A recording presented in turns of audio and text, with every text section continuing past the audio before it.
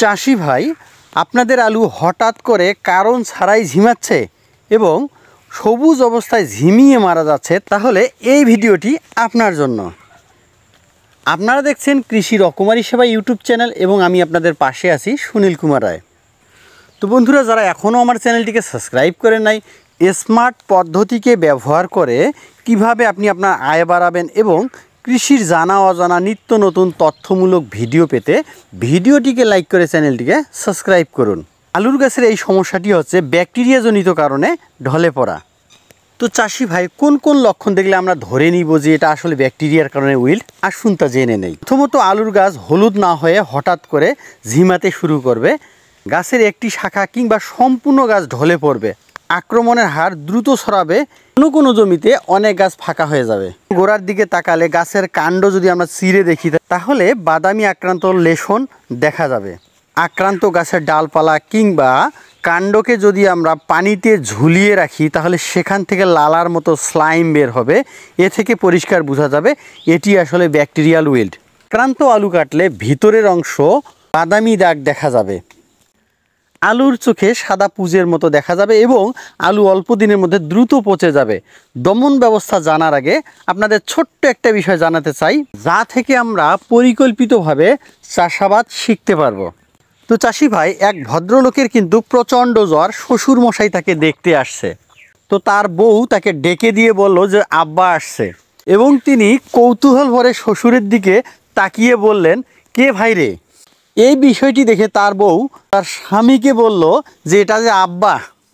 তার উত্তরে ভদ্রলোক কিন্তু বলল, হুশ নাই মাও, এটা আসলে ওই ভদ্রলোক বা জামাইয়ের কিন্তু অপরাধ নয়। সমস্যা হচ্ছে জ্বরের প্রকোপ বাড়ার কারণে সে কিন্তু দিশাহারা। চাষি ভাই, চাষাবাদের ক্ষেত্রে এই ভাইটির মতো যদি আপনারা দিশাহারায় পড়তে না চান, সেক্ষেত্রে যে কাজগুলো আপনাদের আগেই করতে হবে আসুন তা জেনে নেই। তো বন্ধুরা, আলু লাগানোর কমপক্ষে 10-12 দিন আগে মাটি শোধনের জন্য আপনারা ব্যবহার করতে পারেন ব্লিচিং পাউডার, ভালো কোয়ালিটি দেখে প্রতি শতকে 200 গ্রাম হারে, অথবা ডলোচুন মাটির পিএইচ মানের উপর ভিত্তি করে প্রতি শতকে 3 থেকে 5 কেজি হারে আপনারা ব্যবহার করতে পারেন, কিংবা ট্রাইকোডার্মা, সেটা হতে পারে বায়োডার্মা, বায়োলিট, ট্রাইকোস্ট, কিংবা হাতের কাছে ভালো কোয়ালিটি দেখে আপনারা জমিতে ব্যবহার করতে পারেন। আক্রান্ত জমি থেকে বীজ সংগ্রহ করা যাবে না। এখানে একটা চমৎকার কথা বলি, আসলে বীজ তো আমাদের হাতে নির্ভর করে না, বীজ তো আমরা কোম্পানি থেকে কিনে নেই। তো যে চাষি ভাইরা বীজ প্রোডাকশন করে শুধুমাত্র কয়েক টাকার লোভের আশায় ভাই অন্যের ক্ষতি করবে না। এই জায়গা থেকে পারতপক্ষে আপনারা বীজ না রাখার চেষ্টা করবেন, এটা সবজি হিসাবে খেয়ে ফেলবেন। কারণ আপনিও একজন চাষি, যে ভাই চাষাবাদ করবে সেও একজন চাষি। চাষি হয়ে অন্য চাষির ক্ষতি না করার চেষ্টা করবেন। তো বন্ধুরা, আক্রমণ দেখা মাত্র গাছ, আলু পারলে মাটি সহ তুলে 1 কোমর গর্ত করে পুঁতে ফেলুন অথবা পুড়িয়ে ফেলুন। আপনারা যে ভুলটা করেন সেটা হচ্ছে যে জমিতেই ফেলে রাখেন কিংবা পাশে ফেলে রাখেন। তো তাহলে তুলে লাভ কি? যদি সম্ভব হয় ওই জায়গাটা অন্তত চুন ছিটিয়ে দিয়ে রাখুন, তাহলে জীবাণুগুলো মারা যাবে। আপনারা অনেক সময় আক্রান্ত গাছ গরুকে খাওয়ান, অথবা গরু খাওয়ানোর পরে যেটা বেঁচে যায় সেটা কিন্তু কোনো না কোনোভাবে আবর্জনা আমরা গোবরের গর্তে ফেলি, এখান থেকেও কিন্তু তার জীবাণু বংশবিস্তার লাভ করে। তাই বন্ধুরা, এই বিষয়টি থেকে অবশ্যই সতর্ক হন। আক্রমণ দেখা দিলে ওই জমিতে সেচ দেওয়া বন্ধ করে দিন। কারণটা হচ্ছে সেচের পানির ধারা আক্রান্ত গাছের মাটি বেয়ে কিন্তু পাশে যায়, ফলে কি হয়, ওই গাছগুলোর মধ্যে কিন্তু রোগের জীবাণু ছড়ানোর একটা সম্ভাবনা বেশি থাকে। আলু লাগানোর আগে বীজ আলু শোধন করতে হবে, সেটা হতে পারে হাদাক প্রতি লিটার পানিতে 3 গ্রাম, অথবা থিমিট প্রতি লিটার পানিতে 3 গ্রাম হারে, এবং তার সাথে অবশ্যই আপনারা কার্বেন্ডাইজিম, সেটা হতে পারে নোইন, অটোস্টিম, গিলজিম, গোল্ডাজিম, ভালকান, এগুলোর মধ্যে যে কোনো একটি, কিংবা আপনাদের হাতের কাছে ভালো কোয়ালিটি দেখে আপনারা প্রতি লিটার পানিতে 3 গ্রাম হারে আপনার আলু ধুয়ে নিতে পারেন, অথবা আলু বিছাই দিয়ে সুন্দর করে এপিড ওপিড স্প্রে করে ছায়ায় শুকাবেন। আক্রমণ দেখা মাত্রই কাসুগামাইসিন, সেটা হতে পারে নেক্সুমিন, কাসুমিন, কাইসিন, সানপুমা, অথবা কিমিয়া প্রতি লিটার পানিতে 1.5 থেকে 2 গ্রাম হারে, যদি সম্ভব হয় তার সাথে টেট্রাসাইক্লিন ক্যাপসুল 4 থেকে 6টি যা ফার্মেসিতে অর্থাৎ মানুষের ঔষধের দোকানে পাওয়া যায়।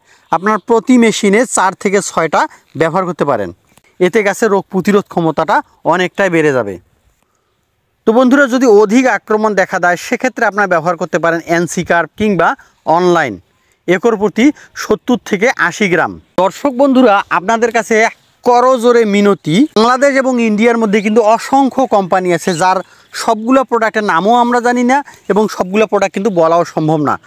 তাই চাষিদের উপকারের জন্য আপনারা আপনাদের কোম্পানির ব্যাকটেরিয়া নাশকগুলা অবশ্যই কমেন্ট বক্সে গ্রুপ সহ লিখে দেবেন। এতে কি হবে, চাষিদের পাওয়া কিন্তু অনেকটাই সুবিধা হবে। তো বন্ধুরা, বোনাস টিপস হাতে পাওয়ার আগে যারা এখনও আমার চ্যানেলটিকে সাবস্ক্রাইব করেন নাই, কৃষির এরকম জানা অজানা নিত্য নতুন তথ্যের জন্য ভিডিওটিকে লাইক করে চ্যানেলটিকে সাবস্ক্রাইব করুন। ভিডিওটি কেমন লেগেছে এবং কৃষির কোন বিষয়ের উপর আপনি ভিডিও দেখতে চান অবশ্যই কমেন্টে জানাবেন। তো বন্ধুরা, ভিডিওটি যদি ভালো লাগে তাহলে আপনার টাইমলাইনে শেয়ার করে আপনার বন্ধুদেরকে জানাতে সুযোগ করে দিন। এখন আসি বোনাস টিপস নিয়ে কথা বলি। আপনার আলু তুলে অনেকে কিন্তু ভুট্টা চাষাবাদ করেন। আলুর সাথে সময় বাঁচিয়ে কিভাবে ভুট্টা চাষাবাদ করবেন? বন্ধুরা, সবজি লাভজনক আবাদ হওয়ার সত্ত্বেও উঁচু জমি না থাকার কারণে অনেকেই সবজি চাষাবাদ করতে পারেন না। আপনাদের যদি নিচু জমি থাকে, অর্থাৎ সেটা 1 কোমর পানি হোক কিংবা 1 বুক পানি জমে থাকে, এমন জমিতেও কিভাবে সবজি চাষাবাদ করবেন, অর্থাৎ আছে নিচু জমিতেও কোন সবজিকে কিভাবে আপনি চাষাবাদ করবেন, এই বিষয় নিয়ে কিন্তু আমি অলরেডি আমার ভিডিও আমার চ্যানেলে দিয়ে রেখেছি।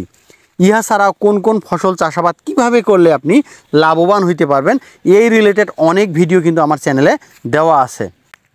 অথবা চাষাবাদের মাধ্যমে আপনি আপনার আয় কিভাবে বাড়াবেন, এই রিলেটেড অনেক ভিডিও কিন্তু আমার চ্যানেলে দেওয়া আছে। সমস্ত ভিডিও লিঙ্কগুলো পাবেন ডিসক্রিপশন বক্সে। তাই বন্ধুরা, ডিসক্রিপশন বক্সের লিঙ্ক অনুপাতে আপনি ভিডিওগুলো দেখতে পারেন।